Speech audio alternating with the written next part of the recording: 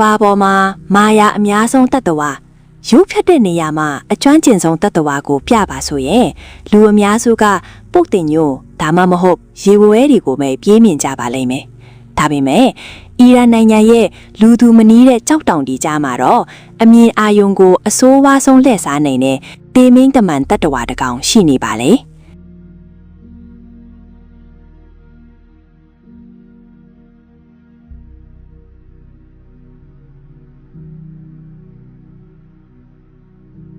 ဒါကပင့်ကူတကောင်အစာရှာနေတာလားအဲ့လိုမျိုးတင်ထင်းနေတယ်ဆိုရင်မဟုတ်ပါဘူးဒါဟာတဘာဝတရားကဖန်တီးထားတဲ့အလဲ့စားနိုင်ဆုံးထောင်ချောက်တစ်ခုပါဒီနေ့မှာတော့သိပ္ပံလောကကိုဆယ်စုနှစ်ပေါင်းများစွာတိုင်အောင်ခေါင်းခဲစီခဲ့တဲ့မွေလောကရဲ့ဂျိုကာလို့တင်စားရမယ် Spider-tailed horned viper အကြောင်းကိုအစအဆုံးတင်ဆက်ပေးသွားမှာဖြစ်ပါတယ်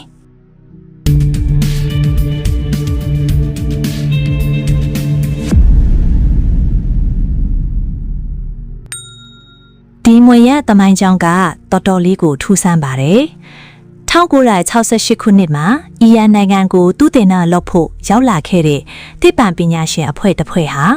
ဒီမွေကိုပထမဆုံးစတင်တွေ့ရှိခဲ့ပါတယ်။ဒါပေမဲ့အဲ့ဒီအချိန်ကသူတို့မှနမူနာတစ်ကောင်ပဲရှိခဲ့ပြီး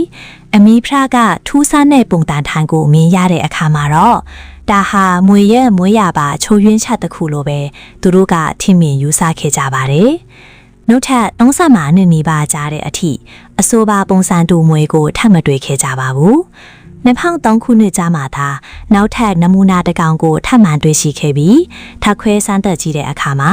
ဒါဟာယောဂမဟုတ်ပဲသူတို့ရဲ့မျိုးရိုးပြီးဆက်အရာပါလာတဲ့ခန္ဓာကိုယ်အစိတ်ပန်တစ်ခုဖြစ်မှန်းအတည်ပြုနိုင်ခဲ့ပါတယ်။2006ခုနှစ်မှာတော့ဒါဟာမွေမျိုးစိတ်တစ်ခုဖြစ်ကြောင်းကမ္ဘာကိုတရားဝင်ကြေညာနိုင်ခဲ့ပါတယ်။ဒီမွေကိုကြည့်လိုက်ရင်ပထမဆုံးတတိထားမိမှာနာသူ့ရဲ့မျက်လုံးပေါ်ကအကျေးခွန်တွေနဲ့ဖြစ်ပေါ်နေတဲ့ဥချိုငယ်လေးတွေပါဒါပေမဲ့အထူးခြားဆုံးကတော့သူ့ရဲ့အမီးပါပဲအမီးဖျားမှာအသားကိုအလုံးလေးတစ်ခုပါရှိပြီးဘေးပပတ်လေးမှာအကျေးခွန်နုနုလေးတွေကအမွေးအငင်တွေလိုရှေ့ထွက်နေပါတယ်ဒါဟာပင့်ကူတကောင်ရဲ့ခြေထောက်တွေနဲ့တပုံစံတဲ့တူပါတယ်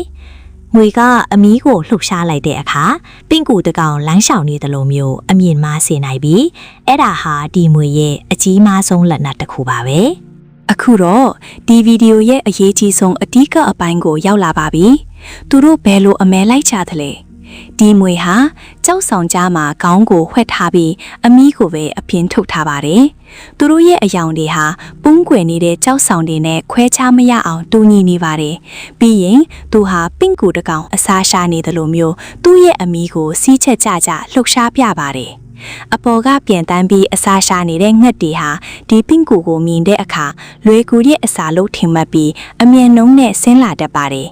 ငှက်ကအမီးကိုတောက်ကောင်ထင်ပြီးထိုးထုတ်လိုက်တဲ့စက္ကန့်ပိုင်းအတွင်းမှာပဲမွေဟာသူ့ရဲ့ခေါင်းကိုလွှဲ့ပြီးလက်စည်းလက်သလိုမြန်ဆန်တဲ့နှုံးနဲ့ဖမ်းယူတိုက်ခိုက်ပါတယ်